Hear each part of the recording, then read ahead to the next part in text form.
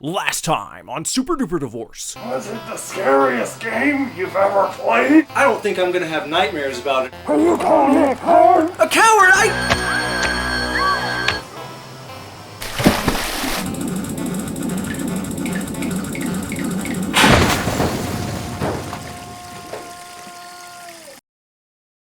I awoke at the edge of my pond and walked to the front door.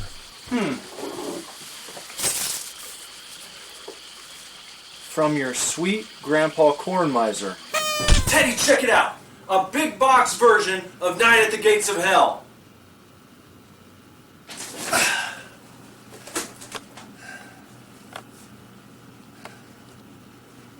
Let's see what's inside. Great job.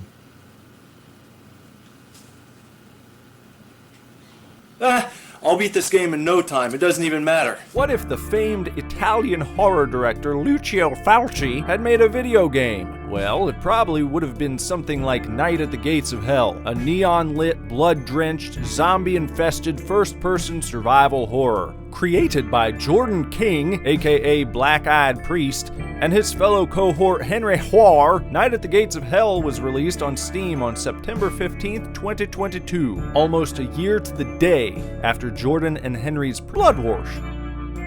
Night at the Gates of Hell begins with the first gate being opened after an unknown individual hangs themselves from a tree, the very same way Father Thomas opens a gate to hell in Fulci's City of the Living Dead, which was actually the first in a series of films referred to as Fulci's Gates of Hell trilogy. The gameplay begins with you stepping into the role of Liam to meet his lady friend Razor, who kinda reminds me of Trash from Return of the Living Dead. Yeah, they're meeting up for a nice picnic and other activities. Activities Liam finds out won't be happening until he comes back with proper protection. And when you return to whet your whistle, Razor is being held in place by two crazies while their buddy performs a very unprofessional breast reduction procedure.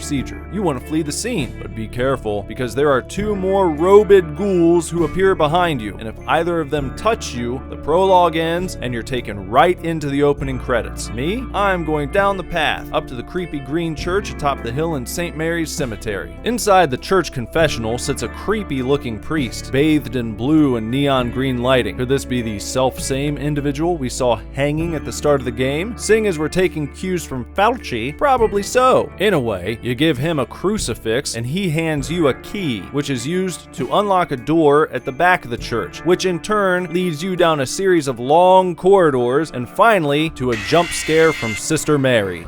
Ooh, need a food break. Let's go get us some grub. What the? A gravestone? But for who? Wait, what's this? A certificate of authenticity. It says, "Congratulations. Your house has been built upon all seven gates of hell." Yeah, I've lived here for years and nothing bad's ever happened, so...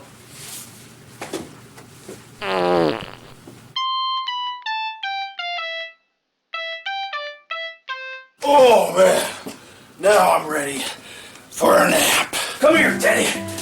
Oh. How long have I been asleep? Only 12 hours. It's off to the races in David's apartment. Here you find the first bullets of the game, as well as a knife that you'll always want to have at least one of. Knives are used automatically when a zombie gets close enough to grab you. If you're caught without one, it's an instant death, and they ain't kind with save points in this here game. There's a gun in room 705, Jeffrey's apartment. I love his wood panel and AstroTurf setup. It's very hip. In Jeffrey's bedroom, you find the revolver in his gun case. Also, Night at the Gates of Hell doesn't let you interact with objects in the environment, ammo, keys, doors, etc., while your gun is out, so that little detail adds an extra bit of challenge. Additionally, you can't move while staring down the barrel, so you'll want to be a sufficient distance away from an enemy before stopping to line them up in your sights. In room 704, which is now open, it looks like we have ourselves the bus passenger from Blood Wash. May I sit beside you? Just milling about. As long as you hang out outside the door, you're safe. So line up your shot and take it. As you continue your apartment adventure, you encounter some beautiful neon environments, like this purpley pink kitchen and this bright green garbage room with built-in zombie. There are little kid zombies who run faster and shit, remodeling jobs, building code violations, keys hidden in very interesting places, crazed cultists, buckethead monster, an NES, and finally, a daring escape through fire and flames, in which you run with the corpse of your maggot-infested lady friend to the elevator you spent the past hour trying to get working, only to end up having to leave her behind because she's a zombie now and she tries to eat you. David is truly alone heading into the next part of the game. Hello? This is Dr. Rotini down at Marinara General Hospital. I'm just calling because one of our planes dumped some nuclear waste in your backyard. It's nothing to be alarmed about. There's nothing to be concerned about. You don't need to evacuate the house.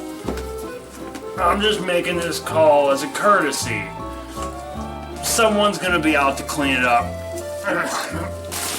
pretty soon. So, you know, I was asked to call. So, again. Oh, you must be here with the cleanup crew, huh? Yeah, that's me. I'm just gonna be here cleaning up all that nuclear power. That exhausted me. Good thing I still have time for another nap.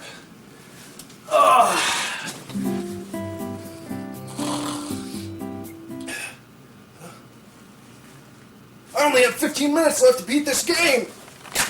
After David's escape from the apartment building, he decides to journey towards a coastal town to the east. In fact, a very intriguing cast of characters awaits David. First, there's Stan, fan favorite and beloved neighbor of Sarah, the main character in Blood Wash. Belinda and her son Charles, who probably isn't actually a child. However, Belinda does provide some insight when she says she thinks the undead are being controlled by an outside influence. Charles, however, just wants you to stop staring at his mom's big incredible boobs. There's the grizzled war vet Skeeter and the captain, who needs you to find some gasoline, an engine hose, and a fuse to get his ship sailing again, and so that your ragtag group of survivors can flee the port. What treats lie ahead for you in this lovely coastal village? Well, at the dance school just down the road from the survivor's shack, you'll find the good old boomstick. Just press E when your weapon is drawn and you'll cycle between the revolver and your brand new shotgun. Ammo for the shotgun in particular can be sparse though, and it's not nearly as fast as the revolver, but it does seem to be a sure shot from close range if you're aiming down the barrel.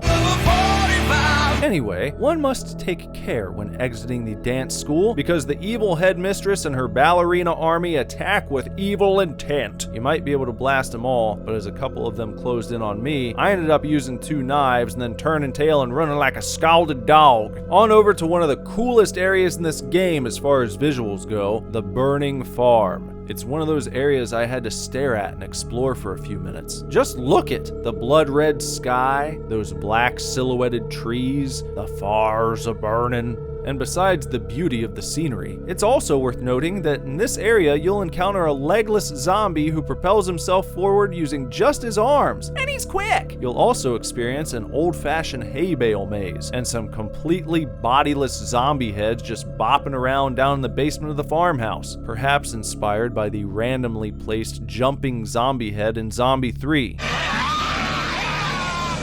Oh yeah, down in that basement is where you find the hose that the captain requested. To get the gas and the fuse, we have to travel across town to the village streets. Another fun little Easter egg can be found in the first apartment you're able to enter in the downtown area. A note written by a villager who despairs over the evil emanating from the local priest, Father Friedstein. A clear howdy-do to Dr. Freudstein and Lucio Fulci's third Gates of Hell film, House by the Cemetery. There's not a lot to navigating this area. Eventually, you make your way far enough into the city and a man drops down from above and knocks you out. You got knocked We're not gonna do that. Then you wake up in a house. There's a note on the table in front of you. It says there's something under the floor. Now I got a little nervous here and expected a big boss fight was coming, but it's a total fake out. You just get a little jump scare from what looks like a giant skeleton face on the end of a big noodle. He wobbles his goofy head at you a couple times and then you never see him again. Guess he just wanted to say hi. When you leave that house, you see a zombie doing Bray Wyatt's spider walk. These guys are a little tricky because you have to either shoot them from behind or blast their head in between their legs. Next, you gotta pick up the jerry can of gas in the garage. There's a zombie in there that holds up a crucifix, and it's capable of blocking your shots from the front, so don't try to be a fancy boy. Wait until she turns around before you fire any rounds at her. Following that, you go to the local... That's not only where you'll find the fuse, but you'll also witness such delights as a pile of shotgun shell boxes. But only one box isn't completely empty, and that box contains only a single shell. You sons of bitches! And with all the necessaries in hand, you return to the safety shack, hand the quest items off to the captain, and he tells you he'll have the ship up and running in 2 shakes of a mermaid's tits.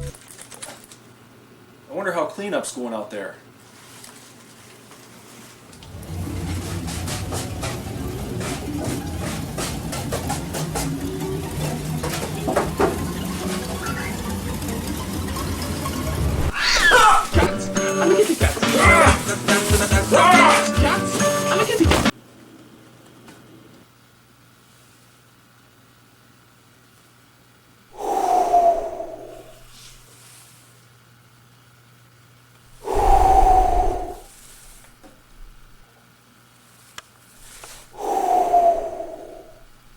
Hey, cleanup guy.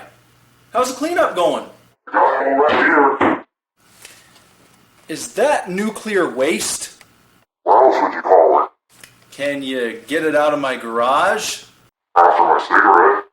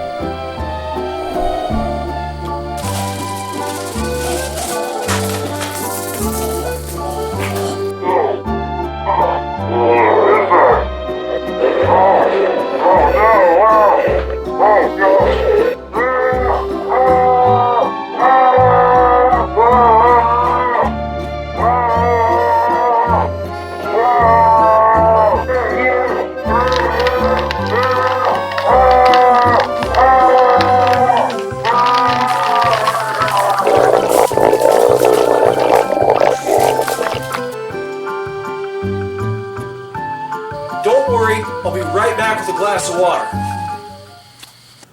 I guess the curse is real.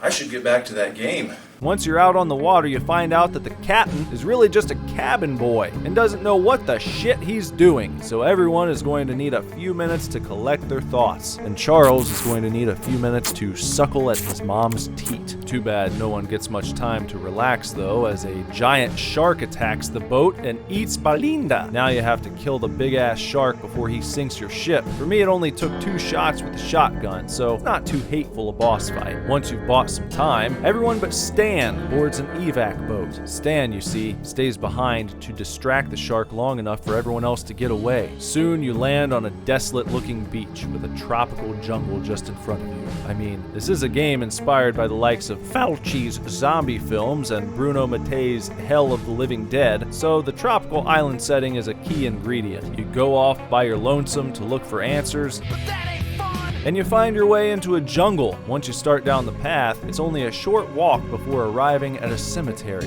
complete with flesh-eating conquistadores, just like in Zombie. This must have been a cemetery for the Spanish conquistadores. They've only been dead for 400 years, but here they are, up and moving around like spring chickens. Beyond the cemetery is a bridge you have to take to a clearing with a few huts. There's not much to do in this area besides get knocked out and taken prisoner by a death cult. That has to happen for the game to progress.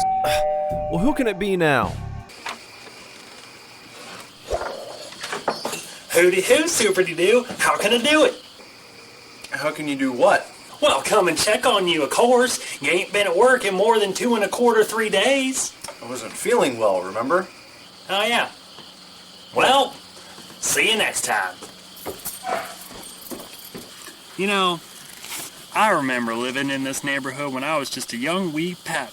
And these woods here were nothing more than tropical rainforest. My neighbors here on both sides used to tell stories of voodoo priesters, or whatever you calls them, out there in the woods, conjuring the dead. I never did buy into superstition, though. What in tarnation? Oh! Oh no!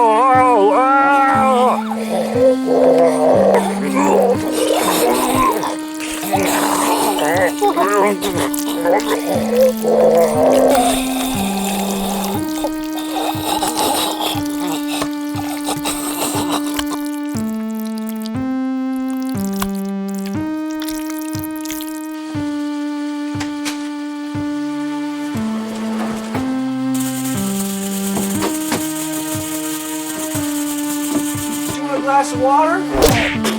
Ah, you son of a bitch! What'd you do it? No!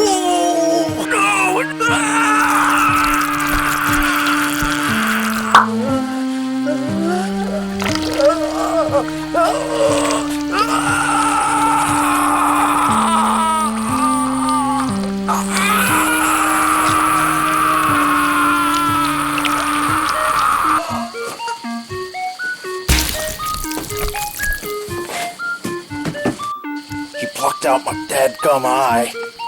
Lucky for me, it fell right down there. My glasses, too.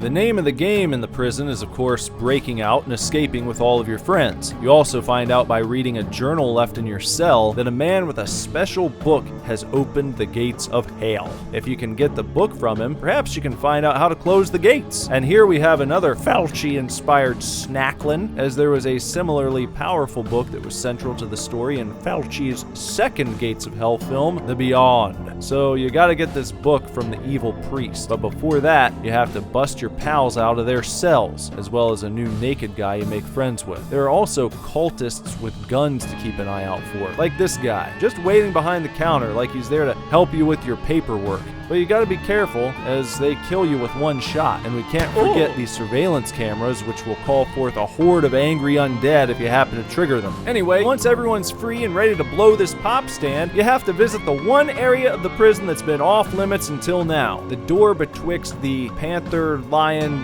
jaguar statue heads. Behind this door, and one more, waits an abomination, a mound of ooze and sinew and muscle with multiple heads protruding and bobbing around like buoys on the lake as speedboats go motoring by. He's not so tough though. Just have to shoot his bobbleheads a few times and you're on to your confrontation with Father Friedstein. He basically says, your pants are pooped, the gates are open, nothing you can do. Then he lights himself on fire and you're free to take the book.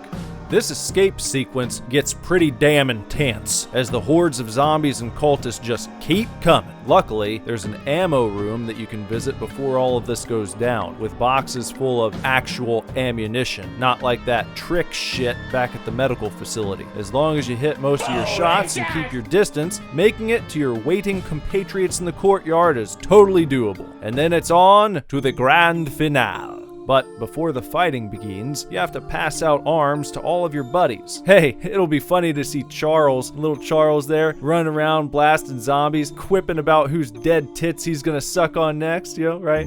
Here you go, Charles, a nice revolver for you. Charles? What are you doing? Charles? Charles? Once the action begins, things seem to start off somewhat favorably. If you keep moving around the yard and draw any flanking zombies to the middle, your teammates will do all the heavy lifting for the first 2 waves. Unfortunately, Naked Man is the first to be torn apart, and then poor Skeeter. With your numbers diminished, you and Cap fall back inside the church, echoing the final moments of Fulci's Zombie. At this point, you actually have to do some work, but as long as you stay nimble and keep your head on a swivel, it's not too difficult to make it to the 4th fourth and final wave, which takes place inside the chapel. When ammo's running low, and it looks like you might end up as chow for the undead, Stan the man himself steps into the room through a giant green portal and unleashes hell on some zombie ass. It'd be interesting to get a look at just how Stan's encounter with the shark ended up going in his favor, but I'm not asking questions. It's Stan we're talking about here, and that's enough of an explanation for me. The game ends with David and Stan coming out the other side of the escape portal, but it seems to have taken them directly to hell itself. And seeing as Jordan King has a number of other projects in the works right now, who knows how long we'll have to wait until we find out how Stan and David deal with their trip to the underworld. Fingers crossed for sooner rather than later. Anyway, make it through all that and you've done it. Congratulations on unlocking Booty Creek Cheek Freak and Evil in the House of Dr. Fleshenstein. 2 bonus games that are well worth a playthrough. Well, Teddy, the gates of hell are all closed up.